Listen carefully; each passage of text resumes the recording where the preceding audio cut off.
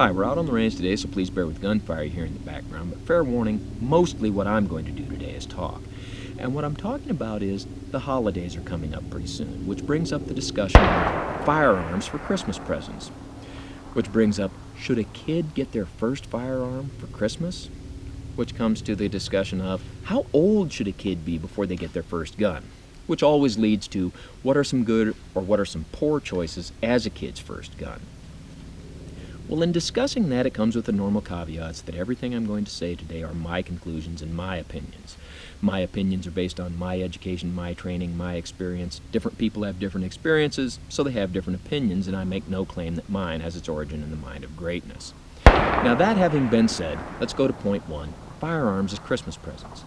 Not necessarily for kids, but just generally speaking, as long as you're in compliance with your local laws, firearms are great Christmas presents. I've given them to people. I certainly like receiving them. The second point, should a kid get their first firearm for Christmas? That one I'm going to come back to. Now, point three, how old should a kid be when they get their first gun? That's what I want to spend the majority of time today discussing. And it's not really about a set age. You can't say that the right age is 12 or 16. It's more about what milestones a kid has passed. Oh, and if I use the term he, I mean that generically. What I'm saying applies equally to boys and girls. It's about what does the kid know, what can the kid do.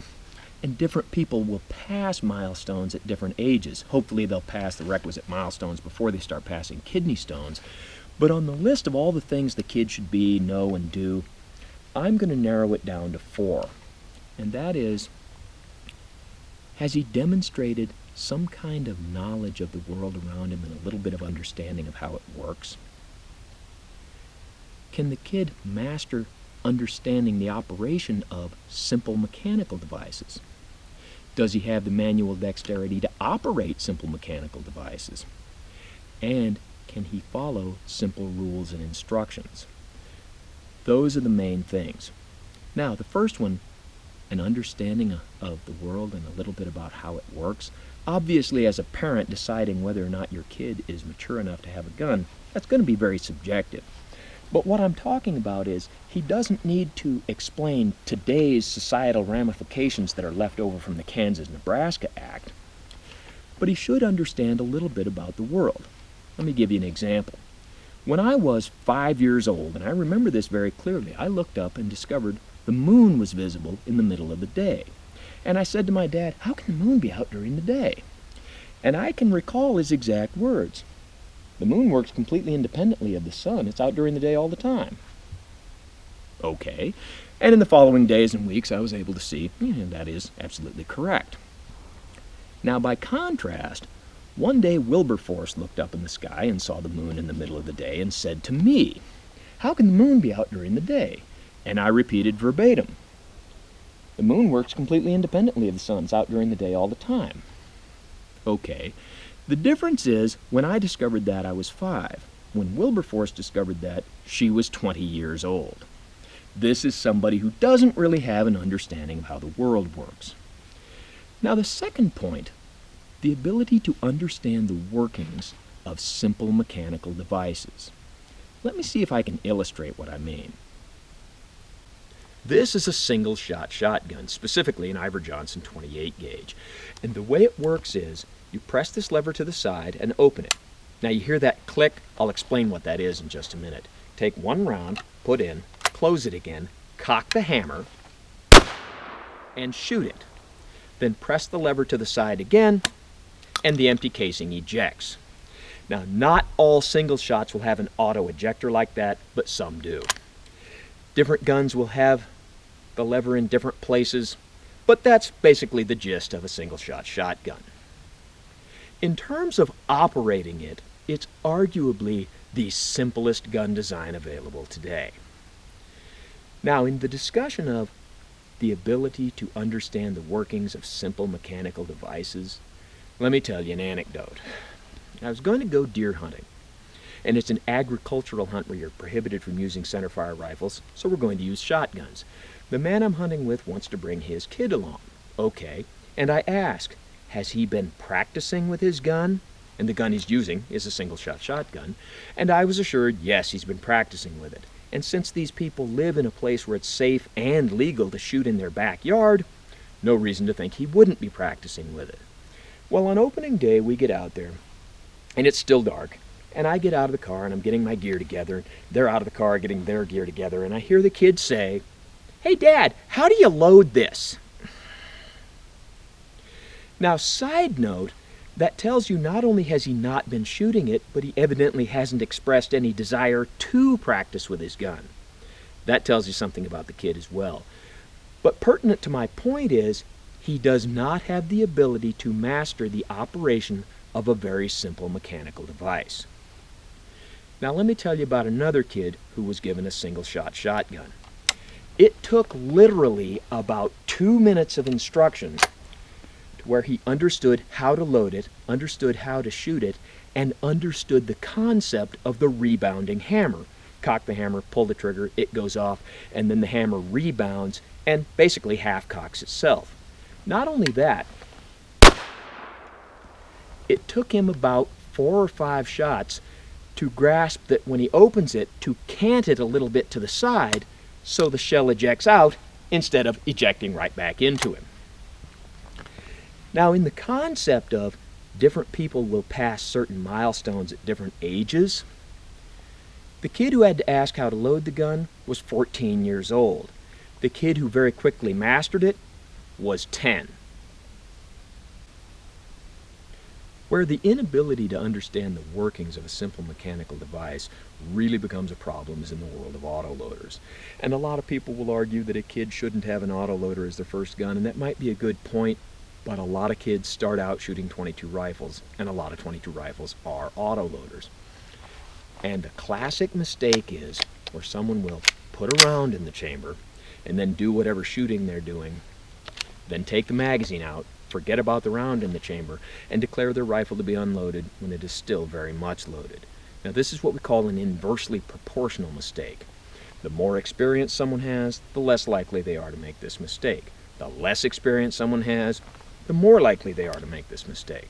Now, let me tell you an anecdote. I knew somebody that went on a squirrel hunting trip over an extended weekend.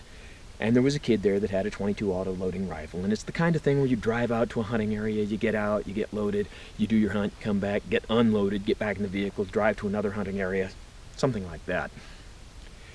And if I remember correctly, over the course of the weekend, this kid committed the safety violation of leaving a round in the chamber something like 8 or 9 times.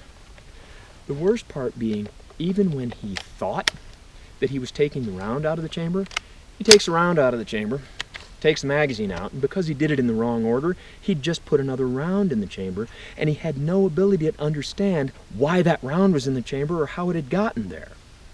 And this inability to understand the workings of a fairly simple mechanical device are a good illustration of the point that that kid is just not ready for a firearm of his own.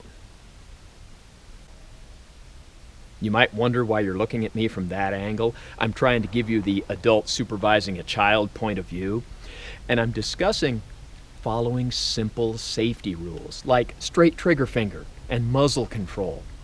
Now, something that happens sometimes is someone's on the range shooting, and then you give some kind of instruction like, "Hey, Billy, watch where your thumb is, put that over the receiver." And Billy's reply looks like this: "Do what?" Now, did that freak you out just a little bit? I'm on a 180-degree live fire range, so I'm absolutely pointing this rifle in a safe direction. And as far as the safety rule of never point a firearm at anything you're not willing to destroy, well, I wouldn't shoot the camera intentionally, but it is considered expendable, and it's been in the line of fire many times. Also, what you're seeing is not in real time, and I'm hundreds, maybe thousands of miles away from you. But it still freaked you out just a little bit. Imagine seeing it in person.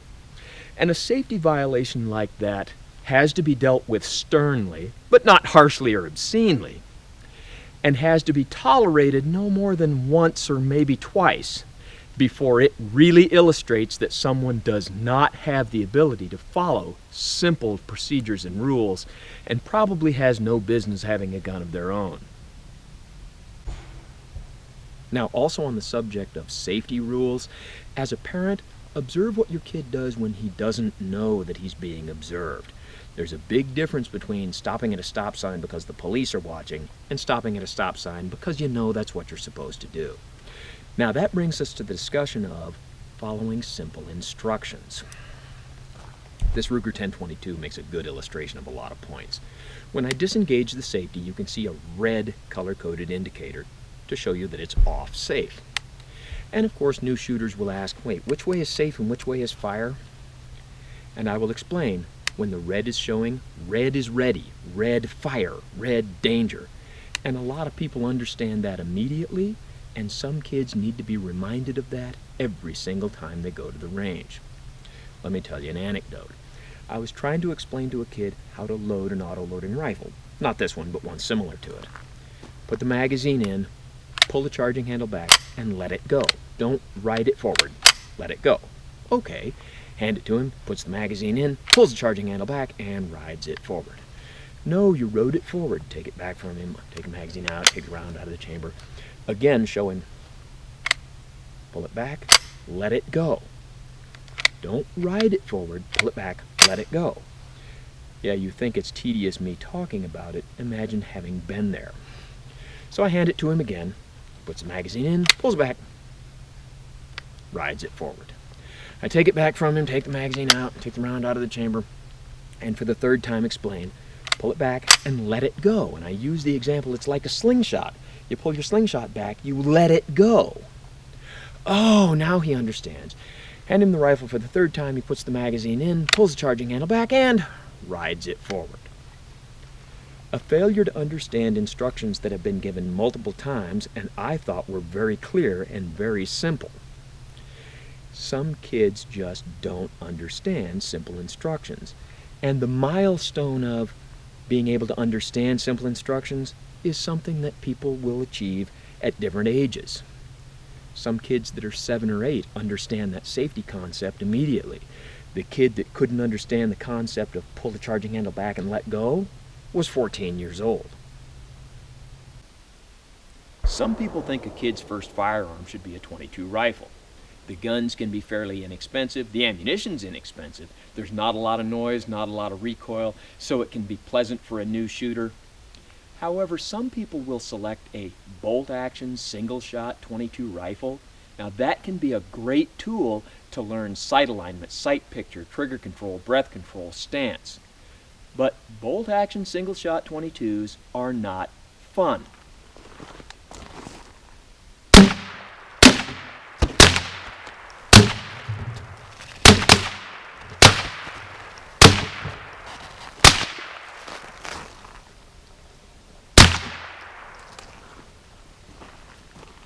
That was fun. And for a kid, even though shooting firearms must be taken seriously, it has to have some degree of fun. Because if it's not fun, it's just school.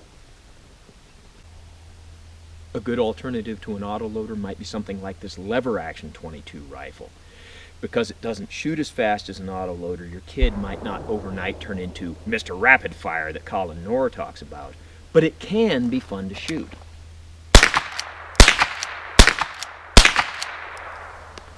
However, a big concern is, remember, this hammer is cocked and you have to put your thumb on the hammer, your finger on the trigger, and lower that to the half-cocked position.